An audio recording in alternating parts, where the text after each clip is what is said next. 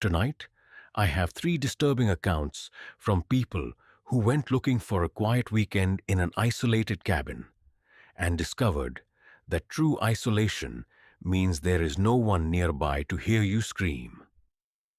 Turn off the lights, lock the doors, and whatever you do not look outside when something knocks after midnight. I never believed a handwritten warning could save someone's life. Not until the night my girlfriend and I found one inside a remote cabin in the Colorado Rockies. It happened in October of 2023. My girlfriend Emma and I had been working non-stop for months, and we were desperate to spend a quiet weekend away from Denver. We found the cabin through a rental website.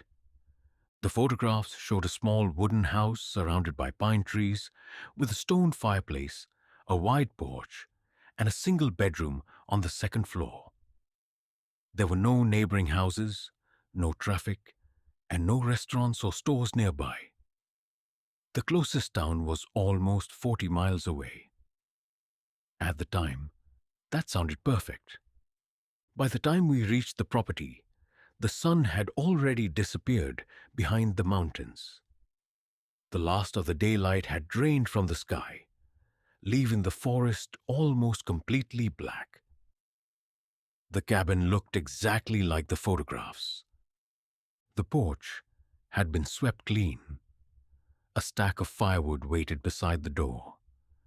Warm yellow light shone through the windows. Inside, everything was spotless. Fresh towels had been folded on the bed. The kitchen had been fully stocked. Someone had already prepared the fireplace, so all I had to do was strike a match. Nothing appeared to be wrong. Still, the place felt strangely lifeless. There were no insects tapping against the windows, no animals moving through the brush, not even the sound of wind passing through the trees. It felt as though the entire forest had gone silent the moment we arrived. While Emma carried our bags upstairs, I noticed an old leather guest book on the coffee table. The cover was cracked and faded. Several loose pages had been pushed back between the bindings. I opened it and began reading. Most of the entries were exactly what you would expect. Beautiful location. Wonderful weekend. Perfect place to escape the city. Some guests had drawn little hearts beside their names. Others had written recommendations for nearby hiking trails. Then I reached the final page. Unlike the others, it contained only one sentence. The handwriting was jagged and uneven, as though the person had been struggling to hold the pen.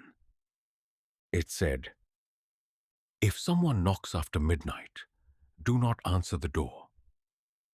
I read it twice. Then I laughed. Emma came downstairs, and I just looked over my shoulder. "What does that mean?" "Probably something the owner wrote for Halloween." She did not laugh. She stared at the message for several seconds before closing the book. "I still don't like it." I told her it was harmless. The doors were solid. The windows were locked. We were miles from anyone else. No one was going to walk through a freezing mountain forest just to frighten two strangers. We made dinner, opened a bottle of wine, and sat beside the fireplace. By 11:30, the temperature outside had dropped below freezing. At midnight, the wind finally began to move through the trees. Branches scraped against the outer walls, and the old roof creaked above us.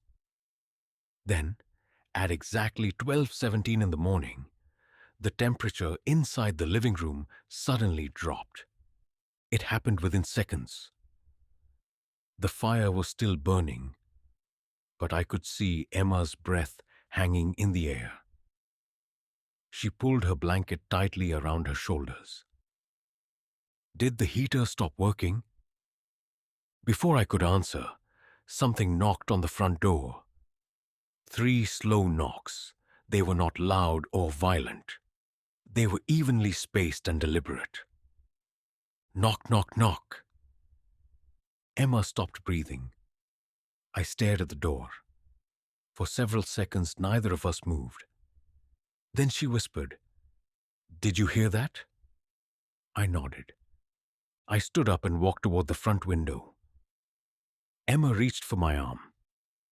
"Don't open the door." "I'm not opening it. I'm just looking." I pulled the curtain back slightly and pressed my face close to the glass. There was nothing outside. No car, no flashlight, and no figure standing on the porch. Beyond the reflection of the fireplace, I could only see rows of black trees. I took out my phone. There was no signal. I tried calling the emergency services anyway, but the call would not connect. For the next 10 minutes, nothing happened. The fire warmed the room again. The wind continued outside, and I began convincing myself that a branch must have hit the door. Then the knocking returned. 3 slow knocks. This time, they came from the kitchen door at the back of the cabin. The back door was at least 30 feet from the front entrance. Whatever had knocked once had moved around the house without making a single sound. Emma stood up. Her face had gone pale. "Please don't open it." I looked toward the guest book. The warning no longer felt like a joke. I turned off every light in the cabin. The only illumination came from the fireplace. We moved away from the windows and sat together on the floor. For almost 20 minutes, we listened.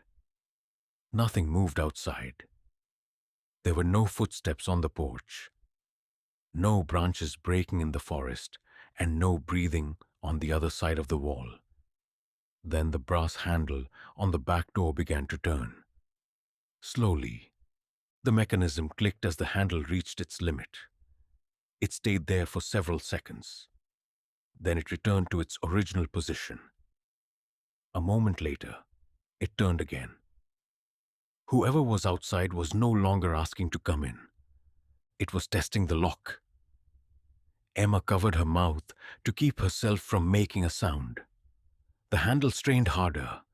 The metal inside the door groaned. Then it violently snapped back into place. Silence returned. We remained on the floor with our backs against the kitchen cabinets. Nearly an hour passed. Nothing else happened. At some point, I began to believe it was over. Then 3 knocks came from the second floor. Not from a wall or the roof, but from the bedroom window. Emma and I looked at each other. There was no balcony outside that window, no roof beneath it. The glass was almost 20 feet above the ground. I grabbed the flashlight from the counter and slowly climbed the stairs. Emma stayed directly behind me. The bedroom door was still open. The curtains were closed. 3 more knocks struck the glass. This time, they came so hard that the window shook inside its frame. I raised the flashlight and pulled the curtain aside. The beam reflected back into my eyes. For a moment, I saw only my own face in the glass. Then the reflection changed. Something tall appeared to be standing directly behind me. Its head was almost touching the ceiling. I spun around. The bedroom was empty. When I looked back at the window, the shape was gone. Emma and I did not return downstairs. We locked the bedroom door, pushed a dresser against it, and sat on the floor until morning. Throughout the rest of the night, the knocking moved around the cabin. Sometimes it came from the front door, sometimes from the rear wall, sometimes from the window above our heads. Always 3 knocks, never a voice, never a footstep. Just enough sound to remind us that something was still outside. When sunlight finally entered the bedroom, everything stopped. The forest came alive again. Birds called between the trees. Wind moved through the branches. The cabin looked ordinary. For several minutes, neither of us trusted it. Eventually, I moved the dresser and went downstairs. The guest book was still on the coffee table. The front door was still locked. I slowly opened it. The porch was covered in fresh, dark mud. Large boot prints led out of the forest, crossed the porch, and stopped directly in front of the welcome mat. They were deep enough to show that whoever made them had been extremely heavy. But there were no prints leading away. Every footprint pointed toward the door. They simply ended there. It was as though the person had walked onto the porch and vanished. We packed our belongings in less than 5 minutes. Emma carried everything to the car while I returned inside for the keys. The guest book was lying open. I knew we had closed it the night before. The warning on the final page was gone. In its place was a new message. The letters were large, dark, and uneven. The ink was still wet. It said, "Good, you did not open the door." Underneath that sentence, someone had added 2 more words. "Not yet." I closed the book and ran outside. We drove away without looking back. Several weeks later, I searched for the property online. The listing was gone. There was no record of our reservation. No host profile, no address, no payment history. It was as though the cabin had never existed. Emma and I never returned to the Rockies. But sometimes, just after 12:17 in the morning, I wake up convinced that I can hear 3 slow knocks coming from somewhere inside our apartment. The old man did not ask to see our identification. He did not explain the Wi-Fi password. He did not show us where the towels were stored. He handed me the key to the cabin, looked directly into my eyes, and said one sentence that silenced our entire group. "Whatever happens tonight, do not unlock the basement." For a moment, I thought he was trying to frighten us. No one laughed. He continued staring at me until I promised that we would leave the door alone. Only then did he walk to his truck and drive away. There were 4 of us: Ryan, Emily, Daniel, and me. We had rented the cabin outside Whitefish, Montana, for a weekend of hiking before the winter storms arrived.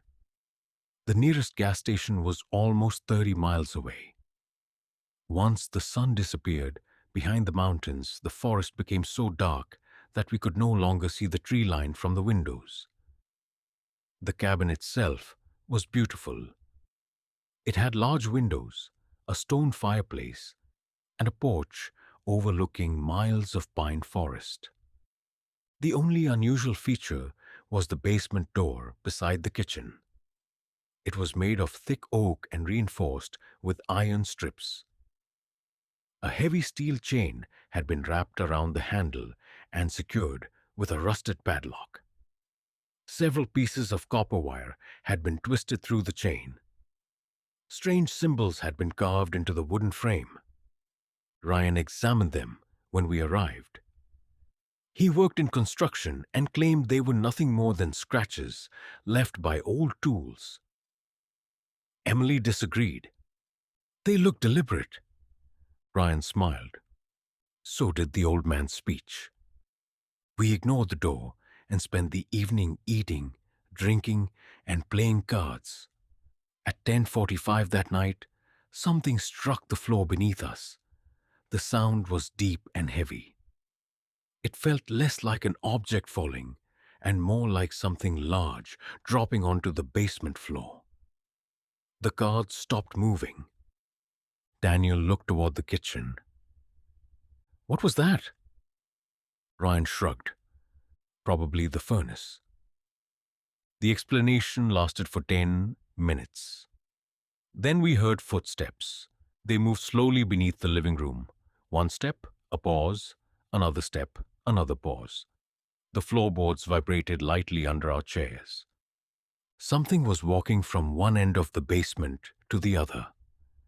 Then it turned and walked back. Emily lowered the television volume. The footsteps continued.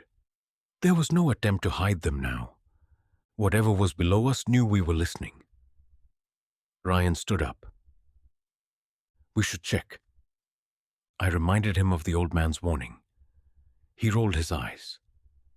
If someone broke in, I'm not sitting here all night while they walk around underneath us. The door is locked from our side, Emily said. Ryan looked at the basement door. Then maybe the owner locked someone down there. No one answered. The footsteps stopped. Ryan walked to the basement door and pressed his ear against the wood. For several seconds, he listened. Then something struck the other side of the door. Ryan stumbled backward. The impact was powerful enough to shake dust from the frame. Emily grabbed his arm. That is not a furnace. Ryan stared at the door. I expected him to step away. Instead, he walked outside and returned with a rusted crowbar from his truck. Daniel stood in front of the door. You heard what the owner said. Ryan tightened his grip on the crowbar. And if there's a person trapped down there? Without waiting for an answer, he pushed Daniel aside. The first strike bent the chain. The second tore one of the copper wires loose. The moment the wire snapped, every light in the cabin flickered. Emily shouted at him to stop. Ryan swung a third time. The padlock broke. The chain fell to the floor. The basement door slowly opened by itself. A wave of freezing air rose from the darkness. It carried the smell of wet earth, rust, and something sweet that had begun to rot. Ryan shone his flashlight down the stairs. The beam revealed concrete walls, empty shelves, and a thick layer of dust covering the floor. There was no person, no animal, no furnace, nothing that could have made the footsteps. We descended together. The basement was completely empty. There were no windows and no additional doors. The dust was perfectly undisturbed. Not a single footprint crossed it. Ryan laughed nervously. I told you there was nothing here. Then the basement light shattered. All 4 flashlights died at exactly the same moment. Darkness swallowed the room. Someone screamed. We ran toward the stars, colliding with each other in the blackness. I felt something brush against the back of my neck.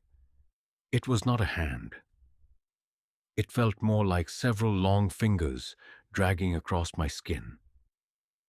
We reached the kitchen and slammed the basement door behind us. Daniel pushed the kitchen table against it. For several seconds, we stood there trying to breathe. Then we heard a footstep. It did not come from the basement. It came from the second floor.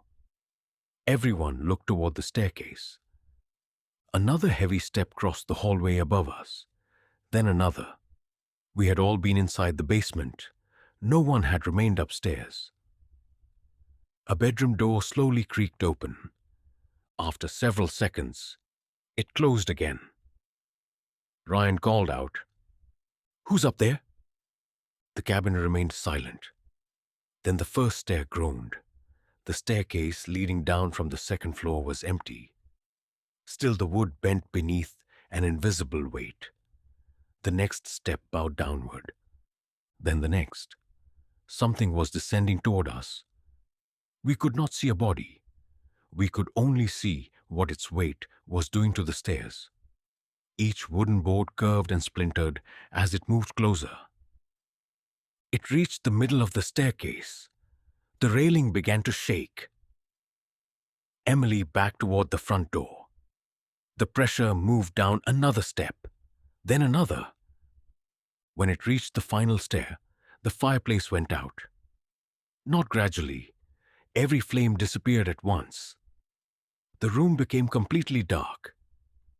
Something exhaled beside my ear. We ran.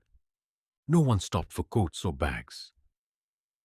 We climbed into Daniel's truck and drove away while the cabin remained dark behind us. A few miles down the road, Ryan looked into the rearview mirror. His face changed. I asked what he could see. He refused to answer. At sunrise, we found the old man at a small service station outside town. Ryan placed the broken padlock on the counter. The old man stared at it. His shoulders dropped. "You opened it." Ryan nodded. The old man closed his eyes. He seemed less angry than exhausted. "I thought someone might be trapped down there," Ryan said. The old man looked toward the mountains. That lock was not there to keep something inside the basement. He picked up the broken chain. The chain, the wire, and the symbols were part of a seal. The basement was never a room. It was a doorway. No one spoke. The old man looked at Ryan. "Did it reach the staircase?"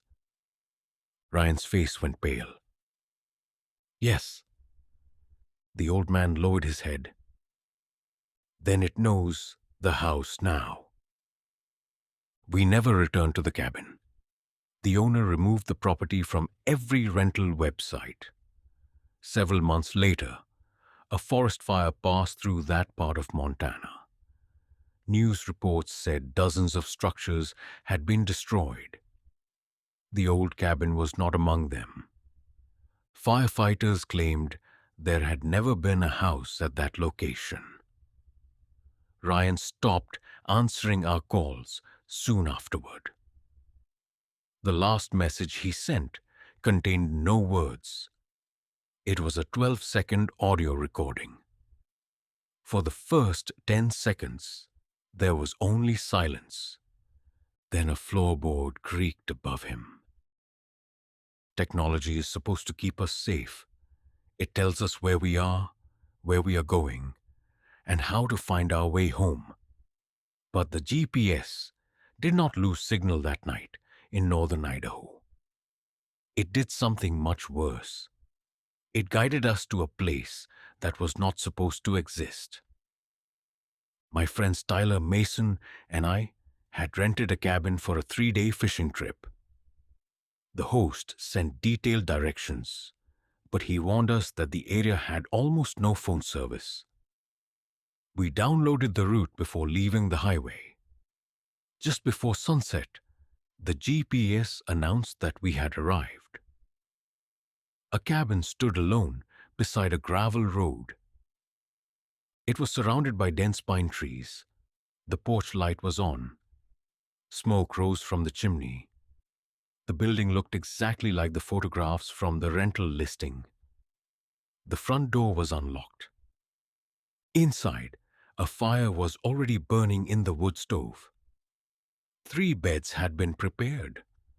Fresh towels were folded in the bathroom. A basket of food and bottled water waited on the kitchen counter. The place felt warm, clean, and welcoming. Tyler dropped his bag beside the couch. "I could stay here for a month." 5 minutes later, my phone rang. The caller identification showed the name of our host. I answered. Before I could say hello, he asked, "Where are you?" "We just arrived." There was a long silence. Then he said, "No, you didn't." I looked around the living room. "We're inside the cabin." "That's impossible. Your rental is still 5 miles north of your current location." I walked to the window.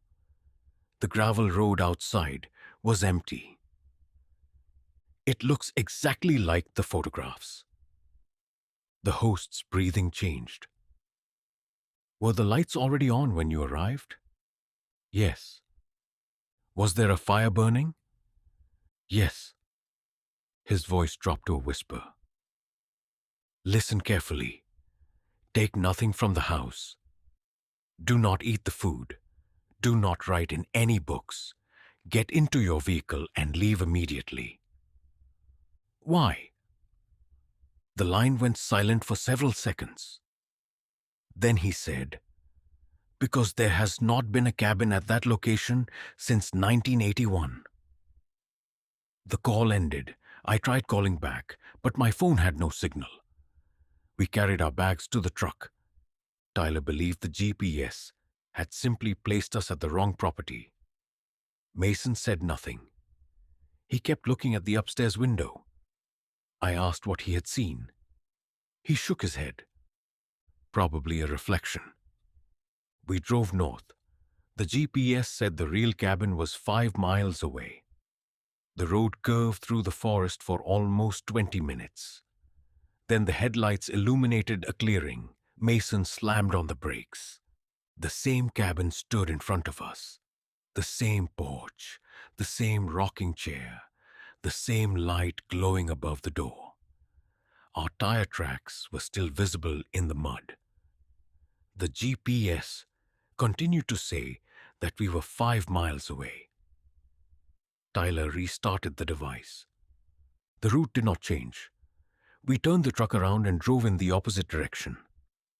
This time, we ignored the GPS completely. At every intersection, we chose a random road. Left, right, south, west. We drove for more than 30 minutes. The fuel gauge dropped. The forest never changed. Eventually, the trees opened into another clearing. The cabin was waiting for us again. No one spoke. It no longer felt like we were driving in circles. It felt as though the forest was moving the cabin in front of us. Mason suggested leaving the truck and walking in a straight line. We took our flashlights and entered the trees. For almost an hour, we pushed through thick brush. We crossed a shallow stream and climbed over a fallen tree. We marked several trunks with a knife so we would know if we passed the same place twice. We never saw the markings again. Then Tyler stopped. Ahead of us, warm yellow light glowed between the trees. The cabin was less than 50 yards away. We had walked in a straight line. We should have been several miles from it. Instead, we were standing behind the property. The forest had folded around us. By then, it was almost midnight. The temperature was falling, and the truck would not start. Each time Mason turned the key, the engine clicked once and died. We had no choice but to return to the cabin. That was when Mason noticed the backpacks. 3 hiking packs stood upright beside the front door. One looked exactly like mine. One matched Tyler's. And the third was identical to Mason's, down to the same torn strap, the same fishing license attached to the zipper, and the same dark stain near the bottom. But Mason was still wearing his real backpack. Our other bags were locked inside the truck. Tyler reached toward the duplicate pack. I grabbed his wrist. Do not touch it. For once, he listened. We entered the cabin and locked the door. The duplicate bags remained on the porch. No one used the beds. We sat together in the living room and watched the windows. At 1:30 in the morning, we heard someone walking across the porch. The boards creaked beneath slow footsteps. The sound stopped outside the front door. No one knocked. Instead, one of the backpack zippers slowly opened. We could hear the metal teeth separating. Mason stood up. I told him to stay where he was. He stared at the door. That bag has my father's knife in it. I looked at the knife clipped to his belt. It can't. Mason touched the handle at his side. His expression changed. I lost this knife 2 years ago. Before I could stop him, he opened the door. The porch was empty. The 3 backpacks were still there. Mason knelt beside the copy of his bag and unzipped it. Inside was the missing knife. Beneath it was a photograph. Mason picked it up. The picture showed the 3 of us standing in front of the cabin. It appeared to have been taken earlier that evening. Tyler and I were facing the camera. Mason was not. In the photograph, he was standing inside the upstairs window. A tall figure stood behind him with one hand resting on his shoulder. Mason dropped the photograph. We dragged him back inside and locked the door.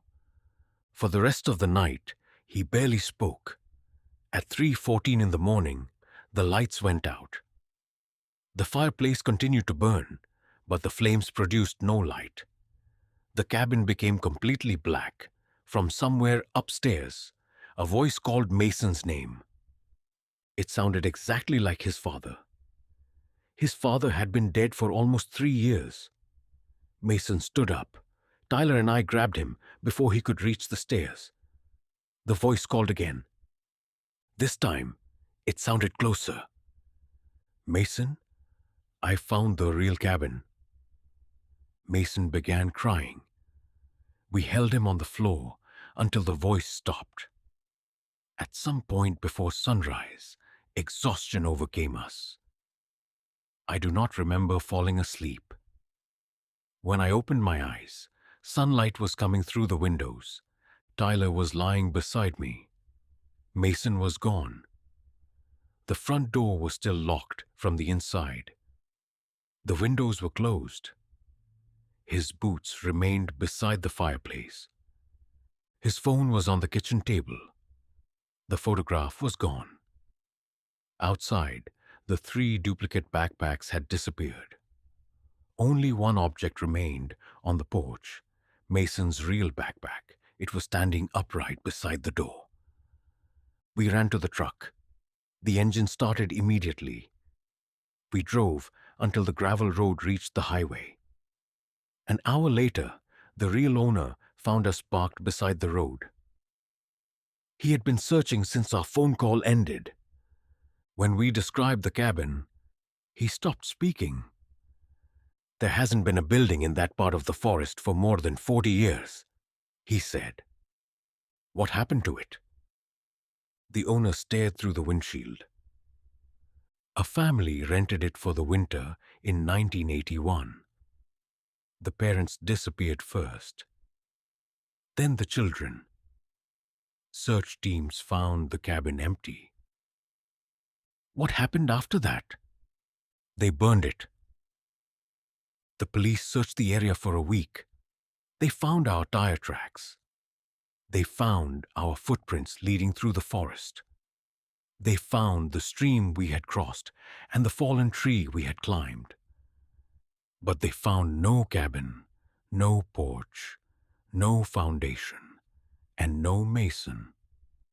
The only object they recovered was a rotting wooden sign buried beneath pine needles. The faded paint read, Cabin Rental, 1981. Someone had carved a warning into the bottom of the sign. If you find it, do not stay until morning. Mason was never found. 6 months later, Tyler sent me a link to a new cabin listing in northern Idaho. The address was different. The host had a different name. The photograph showed a beautiful wooden cabin surrounded by pine trees. In the final image, a man was standing in the upstairs window. The photograph was blurry, but I recognized Mason's jacket. His face was pressed against the glass.